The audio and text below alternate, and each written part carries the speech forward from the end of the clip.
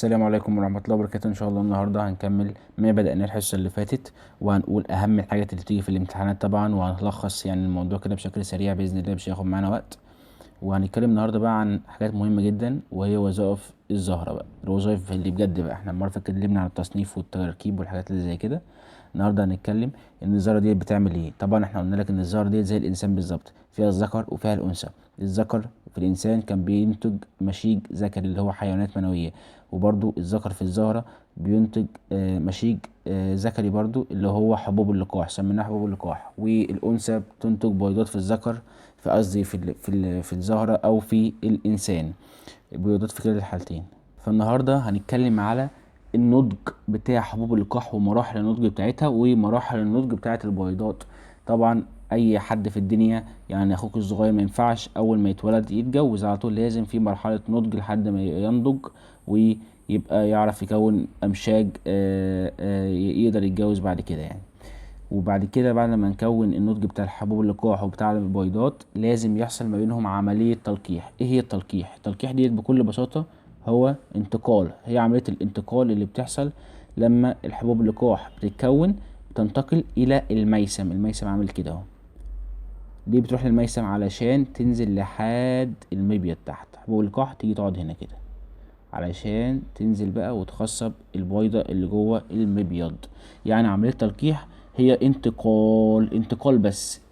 انتقال ايه؟ انتقال المشيك دوت لحد ما يوصل هنا على الميسم ويقعد. ده كده التلقيح بس. الاخصاب بقى ديت حاجة تانية. الاخصاب ديت ان حبة اللقاح ذات نفسها تخش في البويضة، وبعد كده يكونوا جنين زي اللي بيحصل في الانسان، زي ما انت خدت في العلوم كده ايه في اعدادي. وبعد كده هنبقى نتكلم على تكوين الثمرة والبذرة. فدلوقتي تعالى بقى كده على الذكر بتاع الزهرة ونتكلم على تكوين حبوب اللقاح. هنجيب الصورة كده، جبنا اهو ذكر او جبنا زهرة نموذجية فيها ذكر وانثى، وجينا على المتق قمنا قطعناه قطاع عرضي كده وقسمناه من النص، وشفنا كده بقى فيه 4 أكياس بالمنظر ده كده. كل كيسة فيها خلايا جرثومية أمية كبيرة 2 نون. كل كيسة من الأكياس دي فيها خلايا كتير كده، خلايا كتير، خلايا خلايا خلايا خلايا، كل خلية 2 نون. طبعا انت عارف ان المشيج في القاعدة العامة دايما لازم يبقى نون، فعايزين نحولها نون. فهنعمل ايه؟ هنعمل انقسام ميوزي. الانقسام الميوزي بيدي أربع خلايا، هنسميهم خلايا جراثيم صغيرة، كل واحدة فيهم نون نون نون نون. جراثيم صغيرة. لحد دلوقتي برضو لسه ما عملناش الحبوب اللقاح. فدلوقتي اول حاجة عملناها انقسام ميوزي لخلية جرثومية امية اللي موجودة في الكياس اللي موجودة في المتق. تمام. الخلية الجرثومية الامية الكبيرة كونت 4 جراثيم صغيرة. وبعد كده جينا بقى عملنا انقسام ميتوزي للنواة. جديدة ديت، ايوه جديدة. دايما الانقسامات بتحصل في الخلايا، انما الانقسام يحصل في النواة دي جديدة.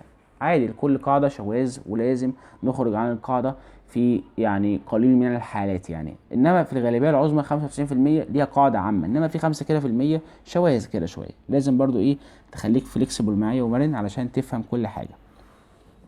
هيحصل انقسام ميتوزي للنواة بتاعت الجراثيم الصغيرة ديت، وطبعا الميتوزي بيدي 2. الميتوزي بيدي 2 وكل واحدة فيها نفس الخلية الأم. الخلية الأم هنا طبعا كانت نون، فهيدي برضو ايه هنا نواتين نواتين نواتين نواتين.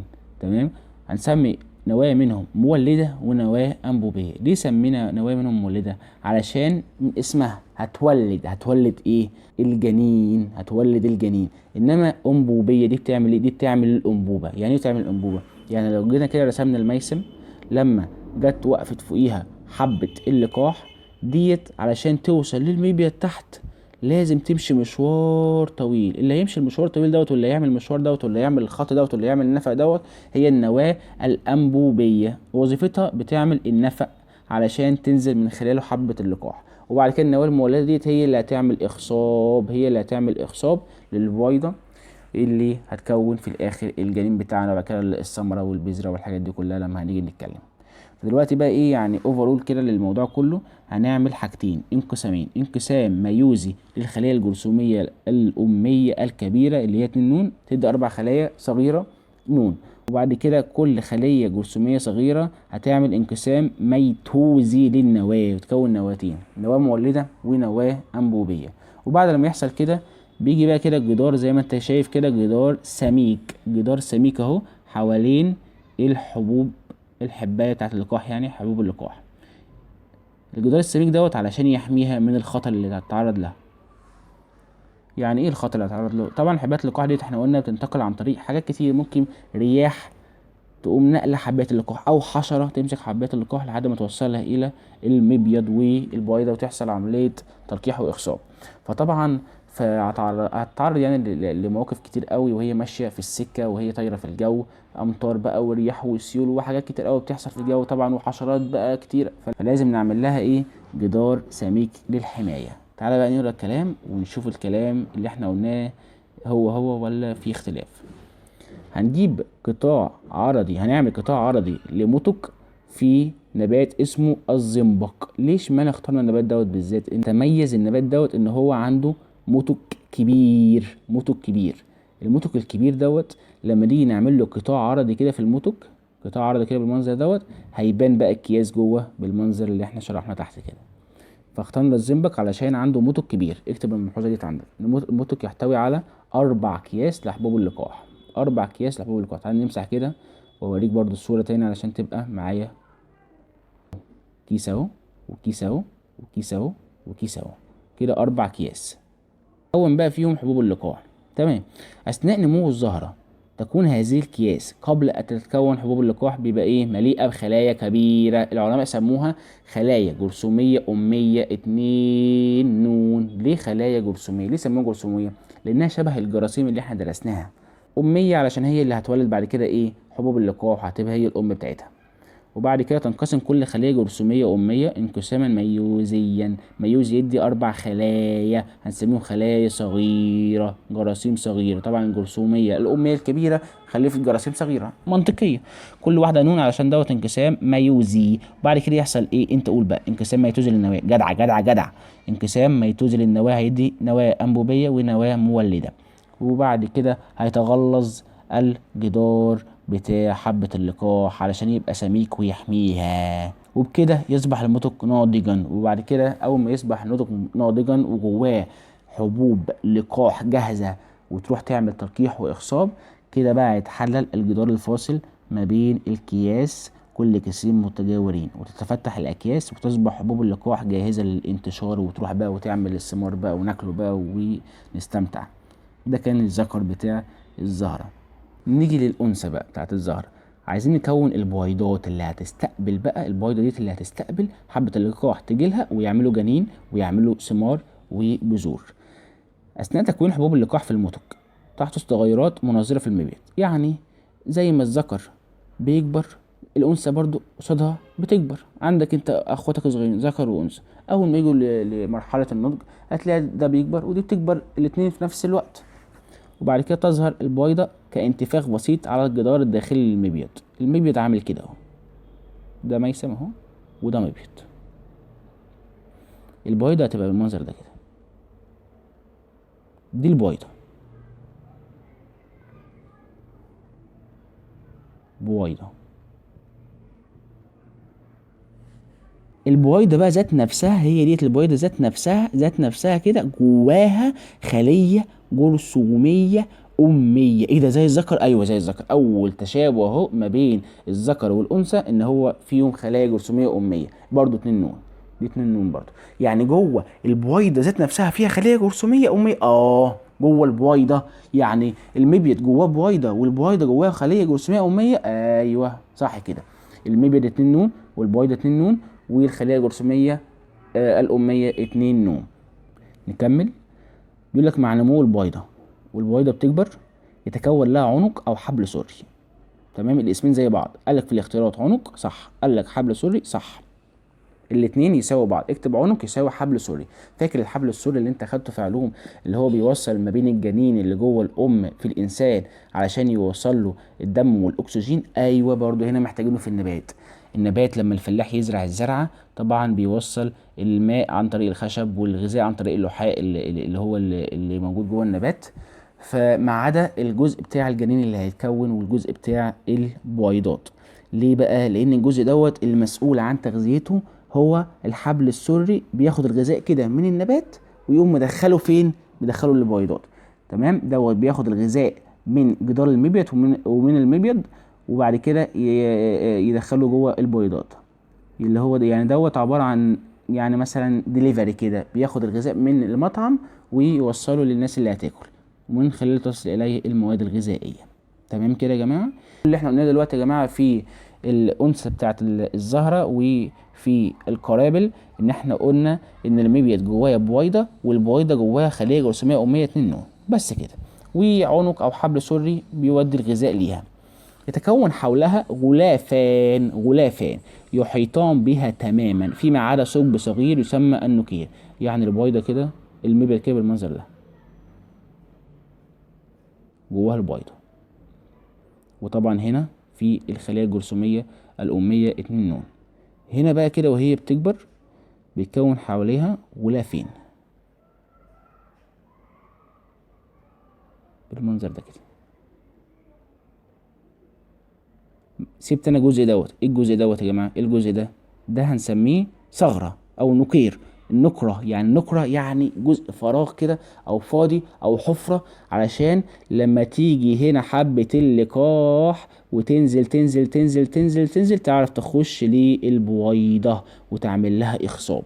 لازم يكون في فتحه هنسميها النقير، دي سميناها النقير. النقير دوت يتم من خلاله اخصاب البيضة. يعني ايه؟ ما هي وظيفة النقير دوت؟ المكان الفاضي، المساحة اللي هتخش من خلاله حبة اللقاح لجوه البيضة علشان يحصل عملية التخصيب. طيب نيجي بقى لخطوات الانقسام. هيحصل ايه؟ احنا قلنا اللي جوه دلوقتي هنرسم كده المبيض على طول يا جماعة. ده المبيض، تمام، ودي البيضة، وجوه البيضة فيها خلية جرثومية أمية 2 نون. الخلية ديت هتنقسم. انت اللي تقول بقى انقسام ميوزي ولا ميتوزي؟ طالما 2 نون واحنا عايزين نعمل مشيج انثوي، عايزين يعني نون، عايزين خلايا نون، يعني هنعمل انقسام ميوزي علشان يدي 4 خلايا، كل خلية منهم نون، صح كده؟ هنعمل انقسام للخلية ديت، الخلية طلعناها بره اهو، هيحصل لها ايه؟ هتدي 4 خلايا وكل خلية منهم نون نون نون نون. دي اسمها ايه الخلية دي؟ الخلية الجرثومية الأمية 2 نون. هيحصل ايه في الخلايا ديت؟ 3 منهم هيتحللوا ويموتوا، والخلايا ديت هتاكل اكلهم وغذائهم وتكبر عليهم كده، تقوم كبرة هتكبر كده. تعال نشوف الصور علشان نشوف الدنيا ماشية ازاي. اهو يا شباب الخلية اللي جوه دي كده، دي الخلية الجرثومية الأمية، حصلت لها انقسام ميوزي، ادت 4 خلايا، خلية خلية خلية خلية. التلاتة دول هيتحللوا تتحلل 3 خلايا جرثومية، وبعد كده الكبيرة ديت هتتغذى على غذائهم وتكبر. تعال نقرا. تنقسم الخلايا الجرثومية الأمية داخل البويضة. انقسام الميوزي تعطي 4 خلايا كل واحدة فيهم نون، تتحلل 3، تبقى واحدة تنمو بسرعة مكونة الكيس الجنيني. البتاع اللي كبر ده بقى اسمه الكيس الجنيني. تعالى بقى نرسم رسمة تاني. ادي الميسم وادي المبيض وجواه بويضة، وجوه البويضة كان الأول فيه هنا خلية جرثومية أمية، ولكن الخلية ديت انقسمت وادت 4 خلايا، وبعد كده بقت خلية واحدة وكبرت في الحجم وبقت كيس جنيني. كيس جنيني يعني دلوقتي ايه؟ في مبيض جواه ايه؟ جواه بويضة، وجوه البويضة ايه؟ كيس جنيني. آخر مرحلة وصلنا لها المرحلة دي، مبيض جوه بويضة جوه كيس جنيني. تعالى كده نسميهم علشان ما ننساش. ده مبيض، وده بويضة، والسهم ده كيس جنيني. ما بين البويضة والكيس الجنيني في كده مسافة، المسافة دي هتتملى بغذاء، نسيج غذائي هنسميه نيوسيلا، هنحتاجه بعدين، ده اللي هيغذي الثمرة والبذرة والحاجات دي كلها، ده نيوسيلا. انسى بقى الكلام ده كله. تعال نمسح كده ونخش في الخطوات اللي هتحصل جوه الكيس الجنيني. يحدث داخل الكيس الجنيني، انسى بقى كل اللي فات ده بقى، ده يحدث داخل الكيس الجنيني. سيبك من الكلام بقى دلوقتي وتعال نرسم مع بعض ونوريكم واحدة واحدة. نجيب الموضوع من الأول بس عشان نوصل لحد الكيس الجنيني كده نكون احنا فهمنا الموضوع اللي فات. حصل ايه؟ ده كان فيه مبيض جواه بويضه، وجوه البويضه خليه جرثوميه اميه 2 نون. الخليه ديت حصل لها انقسام ميوزي وادى 4 خلايا، وبعد كده 3 اتحللوا وواحده كبرت وسميناها كيس جنيني. وطبعا اي خليه جواها نواه. نخش بقى ايه في الكيس الجنيني. انا هرسم لكم الكيس الجنيني بس، ده الكيس الجنيني اهو يا جماعه، تمام. وطبعا جواها النواه. كانت ايه الاول يا جماعه؟ الكيس الجنيني دوت كان ايه؟ كان خليه جرثوميه اميه، عمل له انقسام ميوزي وادى 4 خلايا، و3 ماتوا واتحللوا وواحده كبرت وادت الكيس الجنيني في الاخر. نواه كيس الجنين ديت هتنقسم 3 انقسامات ميتوزيه ورا بعض. يعني كده اول انقسام هيدي نواتين، وتاني انقسام هيدي 4، وتالت انقسام هيدي كام بقى؟ 1 2 3 4 5 6 7 8. بعد لما النواة دي تنقسم 3 انقسامات ورا بعض بقى في 8 أنوية. 4 راحوا فوق و4 نزلوا تحت. وبعد كده واحدة من ال4 اللي تحت طلعت في النص، وواحدة من ال4 اللي فوق نزلت في النص. نمسح الرسمة ونرسمها تاني بالراحة. الكيس الجنين اهو، في فوق دلوقتي 3 أنوية وتحت 3 أنوية، وفي النص بقى في نواتين، نواة جت من فوق ونواة جت من تحت. 3 أنوية اللي فوق هيتجمع كده حولها السيتوبلازم ويكونوا خلايا خلايا خلايا، والتلاتة اللي تحت نفس النظام، يبقى 3 خلايا فوق و3 خلايا تحت. اللي في النص هيفضلوا أنوية زي ما هما. الخلايا اللي فوق هنسميهم خلايا سمتية، والخلايا اللي تحت هنسمي الاتنين دول